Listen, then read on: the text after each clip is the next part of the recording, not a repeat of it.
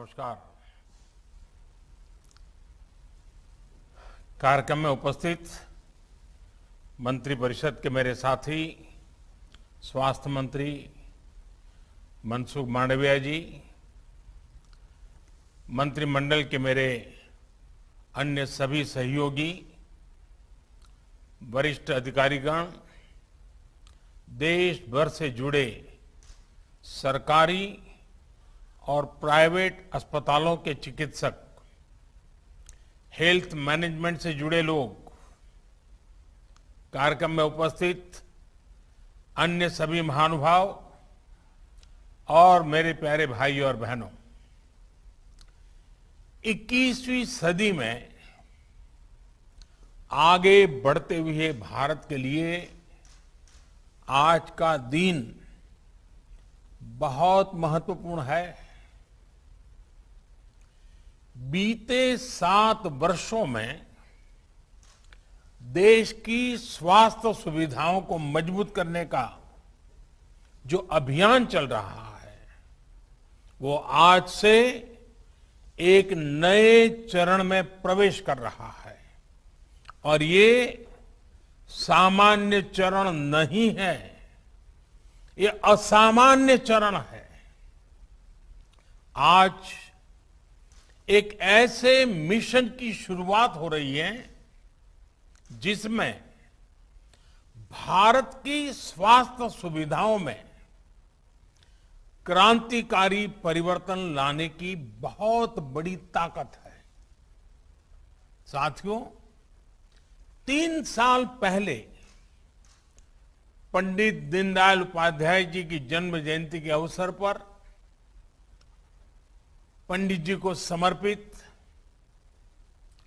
आयुष्मान भारत योजना पूरे देश में लागू हुई थी। मुझे खुशी है कि आज से आयुष्मान भारत डिजिटल मिशन भी पूरे देश में शुरू किया जा रहा है। ये मिशन देश के गरीब और मध्यम वर्ग के इलाज में होने वाली जो दिक्कतें हैं, उन दिक्कतों को दूर करने में बहुत बड़ी भूमिका निभाएगा। टेक्नोलॉजी के माध्यम से मरीजों को पूरे देश के हजारों अस्पतालों से कनेक्ट करने का जो काम आयुष्मान भारत ने किया है, आज उसे भी विस्तार मिल रहा है, एक मजबूत टेक्नोलॉजी प्लेटफॉर्म मिल रहा है। साथियों, आज भारत में जिस तरह टेक्नोलॉजी को गुड गवर्नेंस के लिए, गवर्नेंस सुधारने का एक आधार बनाया जा रहा है, वो अपने आप में जन सामान्य को एम्पावर कर रहा है। यह अभूतपूर्व है। डिजिटल इंडिया अभियान ने भारत के सामान्य मानवी को डिजिटल टेक्नोलॉजी से कनेक्ट करके देश की ताकत अनेक गुना बढ़ा दी है। अब हम भलीभांति जानते हैं, हमारा देश गर्व के साथ कह सकता है 130 करोड़ आधार नंबर, 118 करोड़ मोबाइल सब्सक्राइबर्स, लगभग 80 करोड़ इंटरनेट यूजर, करीब 43 करोड़ 43 करोड़ जनधन बैंक खाते, इतना बड़ा कनेक्टेड इंफ्रास्ट्रक्चर दुनिया में कहीं नहीं है। ये डिजिटल इंफ्रास्ट्रक्चर राशन से लेकर प्रशासन तक हर एक को तेज और पारदर्शी तरीके से सामान्य भारतीय तक पहुंचा रहा है। यूपीआई के माध्यम से कभी भी कहीं भी डिजिटल लेन देन में आज भारत दुनिया में अपनी पहचान बना रहा है। अभी देश में जो ई रूपी वाउचर शुरू किया गया है, वो भी एक शानदार पहल है। साथियों, भारत के डिजिटल समाधानों ने कोरोना से लड़ाई में भी हर भारतीय को बहुत मदद की है, एक नई ताकत दी है। अब जैसे आरोग्य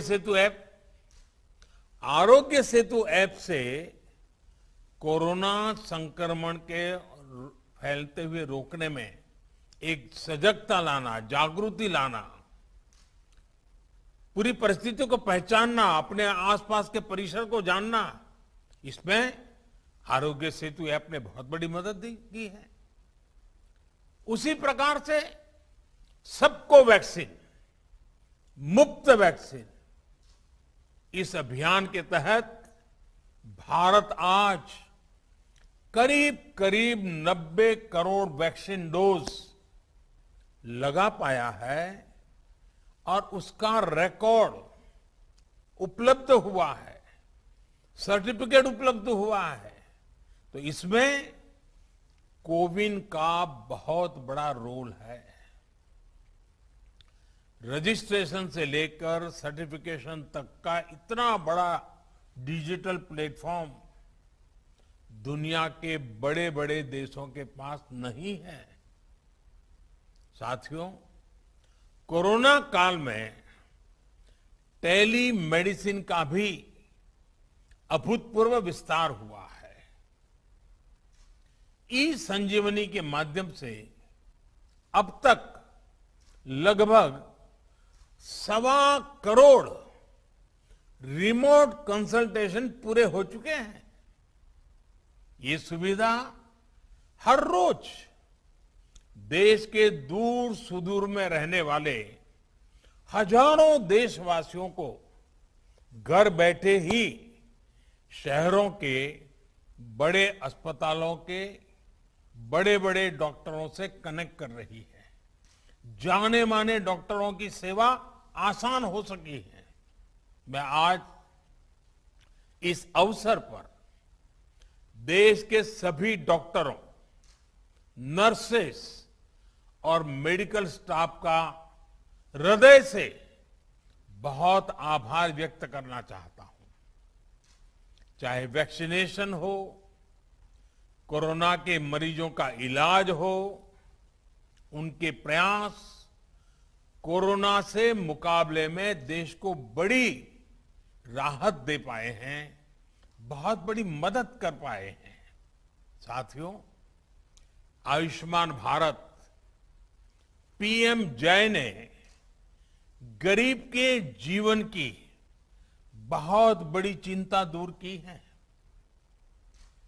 अभी तक 2 करोड़ से अधिक देशवासियों ने इस योजना के तहत मुफ्त इलाज की सुविधा का लाभ उठाया है और इसमें भी आधी लाभार्थी हमारी माताएं हैं, हमारी बहनें हैं, हमारी बेटियां हैं। ये अपने आप में सुकून देने वाली बात है, मन को संतोष देने वाली बात है।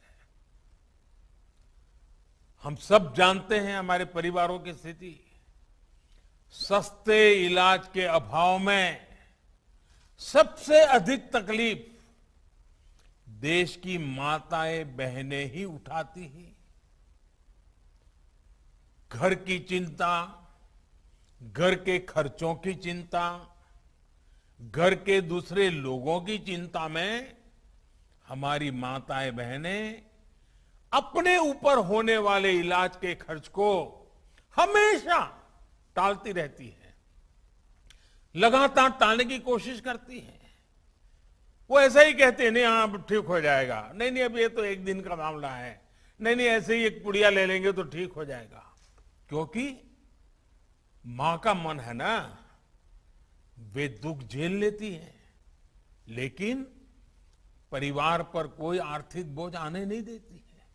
साथियों, जिन्होंने आयुष्मान भारत के तहत अभी तक इलाज का लाभ लिया है या फिर जो उपचार करा रहे हैं, उनमें से लाखों ऐसे साथी हैं जो इस योजना से पहले अस्पताल जाने की हिम्मत ही नहीं जुटा पाते थे, टालते रहते थे, वो दर्द सहते थे, जिंदगी की गाड़ी किसी तरह खींचते रहते थे, लेकिन पैसे की कमी की वजह से अस्पताल नहीं जा पाते थे। इस तकलीफ का एहसास ही हमें भीतर तक झकझोर देता है। मैं ऐसे परिवारों से मिला हूं इस कोरोना काल में, और उसके पहले ये आयुष्मान की जब जो लोग सेवाएं लेते थे, कुछ बुजुर्ग ये कहते थे कि मैं इसलिए उपचार नहीं कराता था क्योंकि मैं अपने संतानों पर कोई कर्ज छोड़ करके जाना नहीं चाहता था। कुछ सहन कर लेंगे, हो सकता है जल्दी जाना पड़े, ईश्वर बुला ले तो चले जाएंगे, लेकिन बच्चों पर, संतानों पर कोई आर्थिक कर्ज छोड़ करके नहीं जाना है, इसलिए उपचार नहीं कराते थे। और यहां इस कार्यक्रम में उपस्थित हमसे ज्यादातर ने अपने परिवार में, अपने आसपास ऐसे अनेकों लोगों को देखा होगा। हमसे ज्यादातर लोग इसी तरह की चिंताओं से खुद भी गुजरे हैं। साथियों, अभी तो कोरोना काल है, लेकिन उससे पहले मैं देश में जब भी प्रवास करता था, राज्यों में जाता था, तो मेरा प्रयास रहता था कि आयुष्मान भारत के लाभार्थियों से मैं जरूर मिलूं। मैं उनसे मिलता था, उनसे बातें करता था, उनके दर्द, उनके अनुभव, उनके सुझाव मैं उनसे सीधा लेता था। ये बात वैसे मीडिया में या और सार्वजनिक रूप से ज्यादा चर्चा में नहीं आई, लेकिन मैंने इसको अपना नित्य क्रम बना दिया था। आयुष्मान भारत के सैकड़ों लाभार्थियों से मैं खुद रूबरू मिल चुका हूं, और मैं कैसे भूल सकता हूं उस बूढ़ी मां को जो बरसों तक दर्द सहने के बाद पथरी का ऑपरेशन करा पाई, वो नौजवान जो किडनी की बीमारी से परेशान था, किसी को पैर में तकलीफ, किसी को रीढ़ की हड्डी में तकलीफ, उनके चेहरे मैं कभी भूल नहीं पाता हूं। आज आयुष्मान भारत ऐसे सभी लोगों के लिए बहुत बड़ा संबल बनी है। थोड़ी देर पहले जो फिल्म यहां दिखाई गई, जो कॉफी टेबल बुक लॉन्च की गई, उसमें खास करके उन माताओं बहनों की चर्चा विस्तार से की गई है। बीते 3 सालों में जो हजारों करोड़ रुपए सरकार ने वहन किए हैं, उससे लाखों परिवार गरीबी के कुचक्र में फंसने से बचे हैं। कोई गरीब रहना नहीं चाहता है। कड़ी मेहनत करके गरीबी से बाहर निकलने के लिए हर कोई कोशिश करता है, अवसर तलाशता है। कभी तो लगता है कि हाँ बस अब कुछ ही समय में गरीबी से बाहर आ जाएगा, और अचानक परिवार में एक बीमारी आ जाए तो सारी मेहनत मिट्टी में मिल जाती है।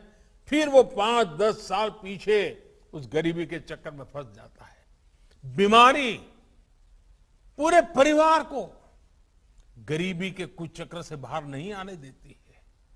और इसलिए आयुष्मान भारत सहित हेल्थ केयर से जुड़े जो भी समाधान सरकार सामने ला रही है, वो देश के वर्तमान और भविष्य में एक बहुत बड़ा निवेश है। भाइयों और बहनों, आयुष्मान भारत डिजिटल मिशन अस्पतालों में प्रक्रियाओं को सरल बनाने के साथ ही ईज ऑफ लिविंग भी बढ़ाएगा।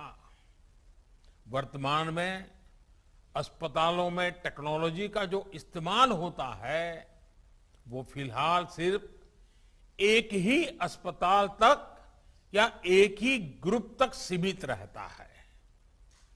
नए अस्पताल या नए शहर में जब मरीज जाता है तो उसको फिर से उसी प्रक्रिया से गुजरना पड़ता है। डिजिटल हेल्थ रिकॉर्ड्स के अभाव में उसको सालों साल से चली आ रही फाइलें लेकर चलना पड़ता है। इमरजेंसी की स्थिति में तो ये भी संभव नहीं होता है।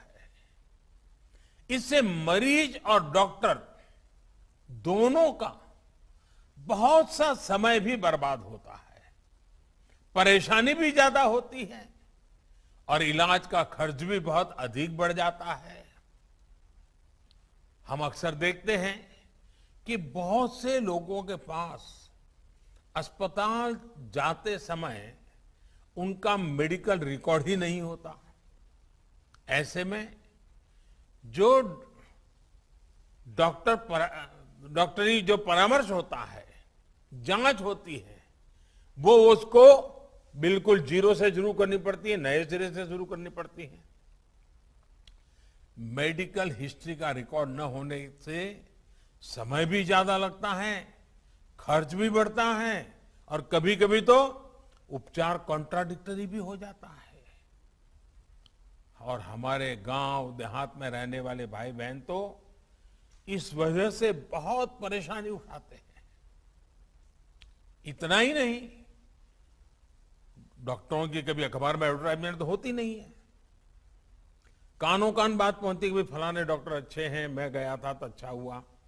अब इसके कारण डॉक्टरों की जानकारी हर किसी के पास पहुंचेगी भी, हाँ कौन ऐसे बड़े बड़े डॉक्टर हैं, कौन इस विषय के जानकार है, किसके पास पहुंचना चाहिए, नजदीक में कौन है, जल्दी कहां पहुंच सकते हैं, सारी सुविधाएं। और आप जानते हैं, और मैं और एक बात कहना चाहूंगा,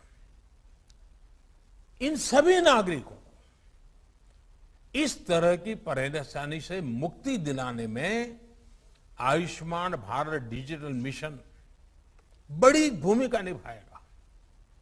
साथियों, आयुष्मान भारत डिजिटल मिशन अब पूरे देश के अस्पतालों के डिजिटल हेल्थ सॉल्यूशंस को एक दूसरे से कनेक्ट करेगा। इसके तहत देशवासियों को अब एक डिजिटल हेल्थ आईडी मिलेगी। हर नागरिक का हेल्थ रिकॉर्ड डिजिटली सुरक्षित रहेगा। डिजिटल हेल्थ आईडी के माध्यम से मरीज खुद भी और डॉक्टर भी पुराने रिकॉर्ड को जरूरत पड़ने पर चेक कर सकता है।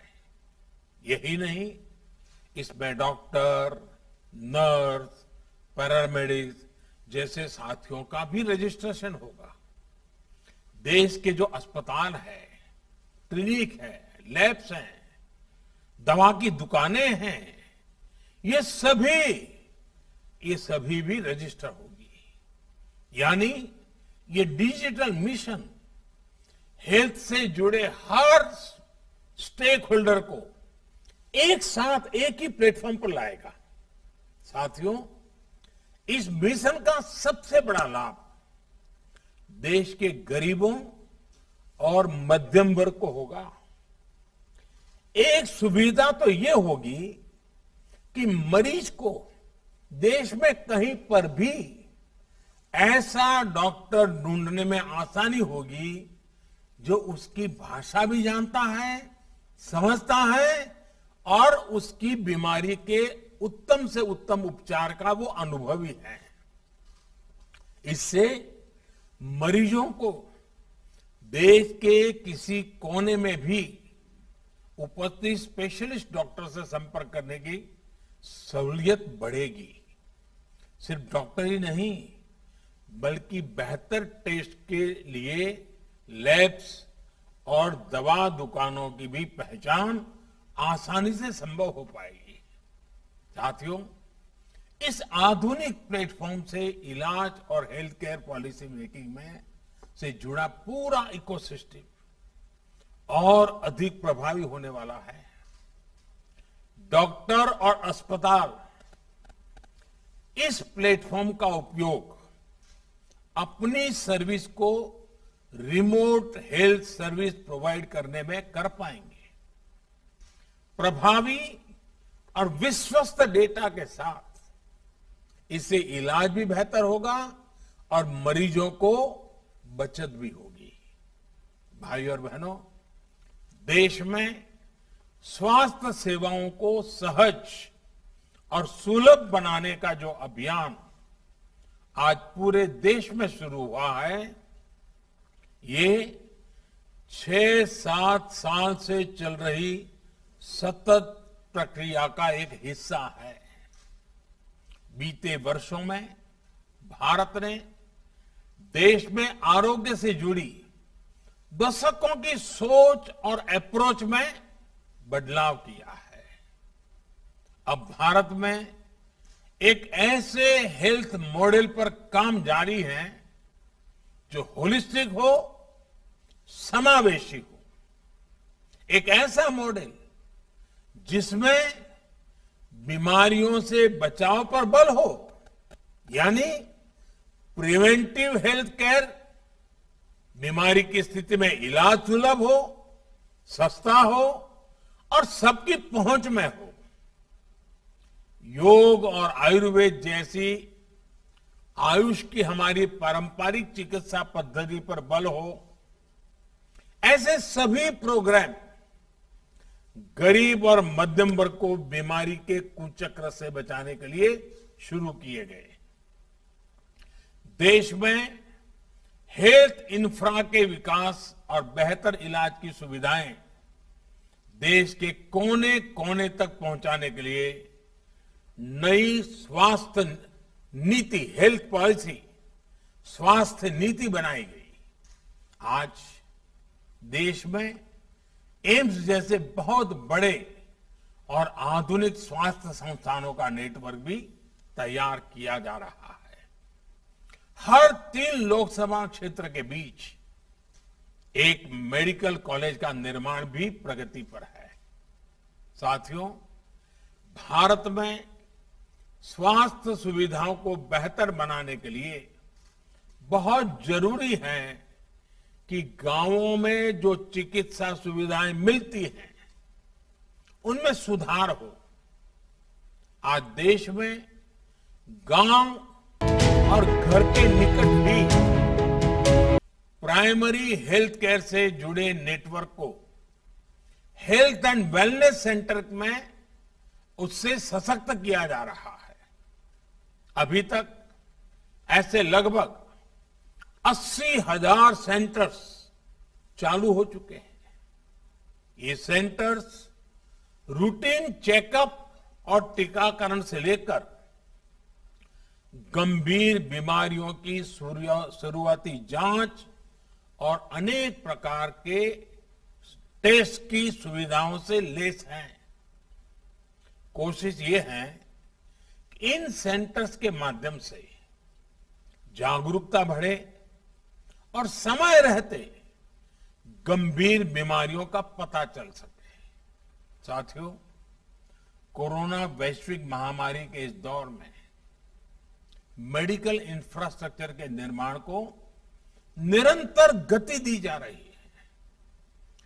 देश के जिला अस्पतालों में क्रिटिकल केयर ब्लॉक्स का इंफ्रास्ट्रक्चर तैयार किया जा रहा है।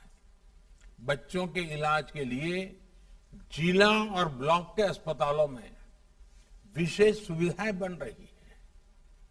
जिला स्तर के अस्पतालों में अपने ऑक्सीजन प्लांट्स भी स्थापित किए जा रहे हैं। साथियों, भारत के हेल्थ सेक्टर को ट्रांसफॉर्म करने के लिए मेडिकल एजुकेशन में भी अभूतपूर्व रिफॉर्म्स हो रहे हैं। 7-8 साल में पहले की तुलना में आज अधिक डॉक्टर्स और पैरामेडिकल मैन पावर देश में तैयार हो रही है। सिर्फ मैन पावर ही नहीं, बल्कि हेल्थ से जुड़ी आधुनिक टेक्नोलॉजी, बायोटेक्नोलॉजी से जुड़ी रिसर्च, दवाओं और उपकरणों में आत्मनिर्भरता को लेकर भी देश में मिशन मोड पर काम चल रहा है। कोरोना की वैक्सीन के डेवलपमेंट और मैन्युफैक्चरिंग में भारत ने जिस तरह अपना सामर्थ्य दिखाया है, वो हमें गर्व से भर देता है। स्वास्थ्य उपकरणों और दवाओं के कच्चे माल के लिए पीएलआई स्कीम से भी इस क्षेत्र में आत्मनिर्भर भारत अभियान को बहुत ताकत मिल रही है। साथियों, बेहतर मेडिकल सिस्टम के साथ ही ये भी जरूरी है कि गरीब और मध्यम वर्ग का दवाओं पर कम से कम खर्च हो।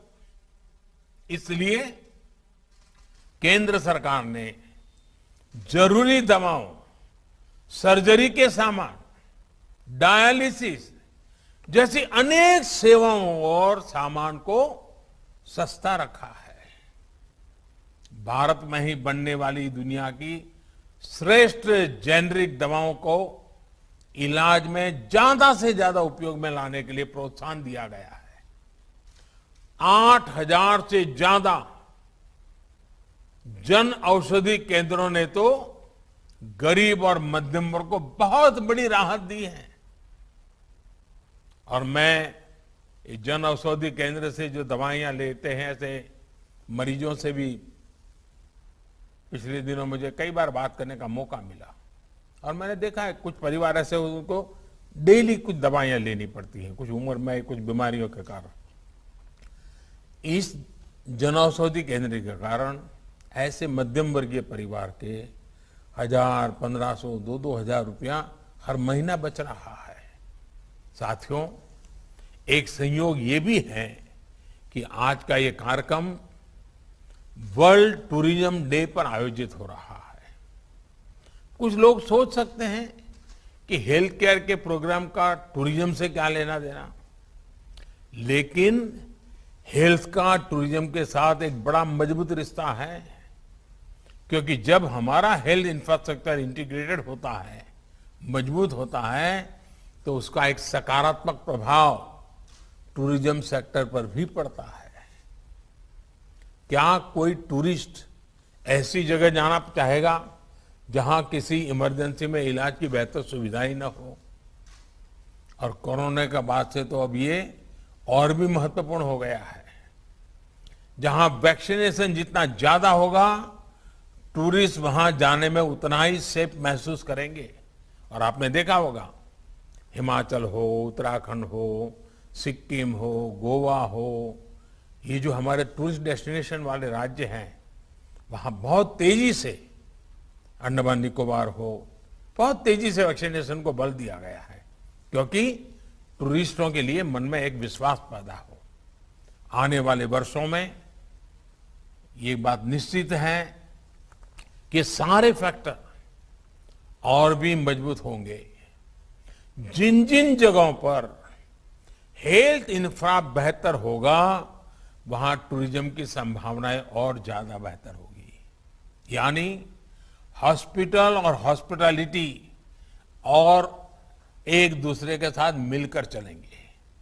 साथियों, आज दुनिया का भरोसा भारत के डॉक्टर्स और हेल्थ सिस्टम पर लगातार बढ़ रहा है।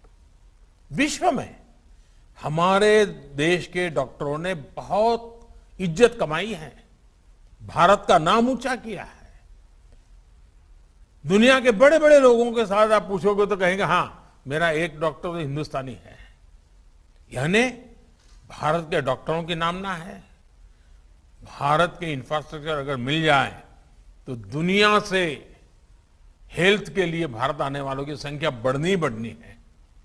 इंफ्रास्ट्रक्चर की कई मर्यादाओं के बीच भी लोग भारत में ट्रीटमेंट कराने के लिए आते हैं और उसकी कई कभी तो बड़ी इमोशनल कथाएं हमें सुनने को मिलती। छोटे छोटे बच्चे हमारे अड़ोस पड़ोस के देशों से भी जब यहां आते हैं, स्वस्थ होकर के जाते हैं, पूरा परिवार खुश, उस देश में भी खुशियां फैल जाती है। साथियों, हमारे vaccination programme, CoWIN technology platform और फार्मा सेक्टर ने हेल्थ सेक्टर में भारत की प्रतिष्ठा को और बढ़ाया है। जब आयुष्मान भारत डिजिटल मिशन द्वारा टेक्नोलॉजी की नई व्यवस्थाएं विकसित होगी तो दुनिया के किसी भी देश के मरीज को भारत के डॉक्टरों से कंसल्ट करने, इलाज करने, अपनी रिपोर्ट उन्हें भेजकर परामर्श लेने में बहुत आसानी हो जाएगी। निश्चित तौर पर इसका प्रभाव हेल्थ टूरिज्म पर भी पड़ेगा। साथियों, स्वस्थ भारत का मार्ग आजादी के अमृत काल में भारत के बड़े संकल्पों को सिद्ध करने में, बड़े सपनों को साकार करने के लिए बहुत जरूरी है।